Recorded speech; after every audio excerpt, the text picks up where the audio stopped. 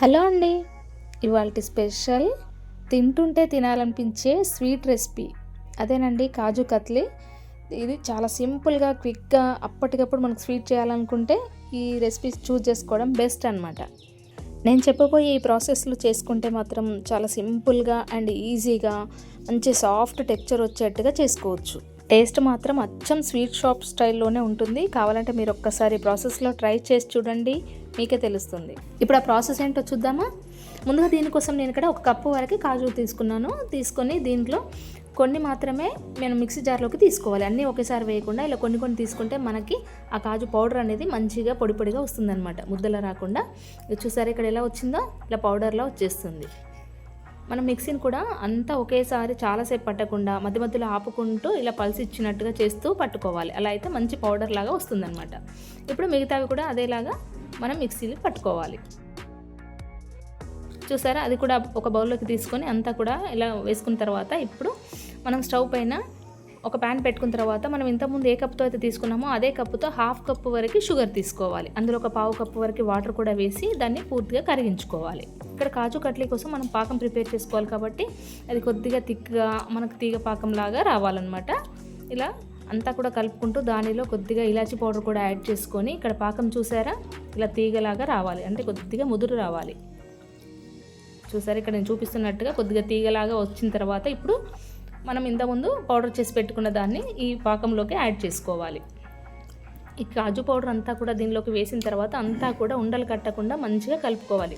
ఇక్కడ ఏంటంటే అది కంటిన్యూస్గా కలుపుకుంటే మనకు ఉండలు అనేవి ఏమాత్రం ఉండదు. ఇక్కడ మన స్టవ్ని సిమ్లో పెట్టుకొని బాగా కలుపుకోవాలన్నమాట, కంటిన్యూగా కలుపుకోవాలి. ఇది స్వీట్ రెసిపీ కాబట్టి కొద్దిగా నెయ్యి కూడా యాడ్ చేసుకొని మంచిగా కలుపుకుంటే ఇప్పుడు దాన్ని ఒక్కసారి చెక్ చేద్దాం మనం కరెక్ట్గా వచ్చిందా లేదా అని. ఇది కొద్దిగా పిండిని తీసుకొని ఇలా ముద్దలా చేసినామనుకోండి, అది ఇలా ముద్దలా ఫామ్ అయితే మనకి ఇక్కడ పర్ఫెక్ట్గా కాజు కట్లీ చేసుకోవడానికి టెక్స్చర్ అనేది వచ్చిందనమాట. ఇప్పుడు మనం స్టవ్ ఆఫ్ చేసుకొని ఈ పిండిని కొద్దిగా చల్లారనివ్వాలి. అదే ప్యాన్లో కొద్దిగా ఇలా వెడల్పుగా అనుకుంటే అది కాస్త గోరువెచ్చగా అవుతుంది.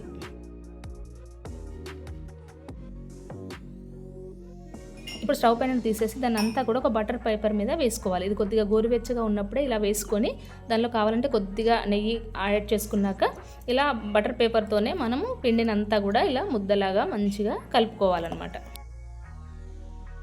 ఇది కొద్దిగా గోరువెచ్చగా ఉన్నప్పుడే చేసుకోవాలి. ఈ విధంగా ఇదంతా కూడా ఈ విధంగా కలుపుకుంటే మంచి సాఫ్ట్ టెక్స్చర్లా వచ్చేస్తుంది.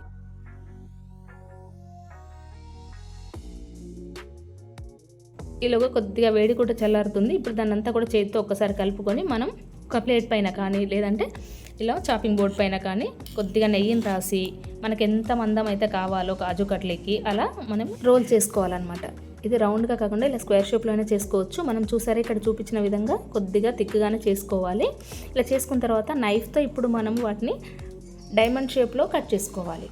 ఇలా అన్ని స్ట్రైట్ లైన్గా 1 ఇంచు 1.5 ఇంచు వరకు ఇలా పెట్టుకొని అన్నీ కూడా ఈవెన్గా వచ్చేట్టుగా ఇలా డైమండ్ షేప్ వచ్చేట్టుగా కట్ చేసుకోవాలి. నైఫ్తో షేప్ అనేది పర్ఫెక్ట్గా వచ్చేట్టుగా నెమ్మదిగా కట్ చేసుకోవాలి. ఇక్కడ మనకి స్వీట్ షాప్ స్టైల్లో కనిపించడానికి నేను దానిపైన సిల్వర్ ఫాయిల్ కూడా పెడుతున్నాను. ఈ సిల్వర్ పేపర్ పెట్టడం వల్ల చూడడానికి అచ్చం స్వీట్ షాప్లో తెచ్చినట్టుగానే ఉంటుంది. ఇప్పుడు దానిపైన సిల్వర్ పేపర్ పెట్టిన తర్వాత కూడా నైఫ్తో ఇలా ఘాట్లలాగా డైమండ్ షేప్ వచ్చేట్టుగా పెట్టుకుంటున్నాను. ఇది చేసుకోవడం అయితే చాలా సింపుల్ అండి. టేస్ట్ మాత్రం అచ్చం స్వీట్ షాప్ స్టైల్లోనే సూపర్గా ఉంటుంది. చాలా క్విక్గా ప్రిపేర్ చేసుకోవచ్చు కదా. మన ఇంట్లో ఏదైనా అకేషన్ అయినప్పుడైనా బర్త్డేస్కి కానీ పార్టీస్కి కానీ క్విక్గా ప్రిపేర్ చేసుకునే స్వీట్ అయితే పర్ఫెక్ట్గా ఉంటుంది. చూసారా ఇది సాఫ్ట్ టెక్స్చర్తో చాలా బాగా వచ్చింది కదా. మీరు కూడా ఒకసారి తప్పకుండా మీ ఇంట్లో ట్రై చేయండి, టేస్ట్ మాత్రం సూపర్గా ఎంజాయ్ చేస్తారు. సో ఈ వీడియో కనుక మీకు నచ్చినట్లయితే లైక్ చేసి షేర్ చేయండి, అలాగే సబ్స్క్రైబ్ చేయండి. Thanks for watching.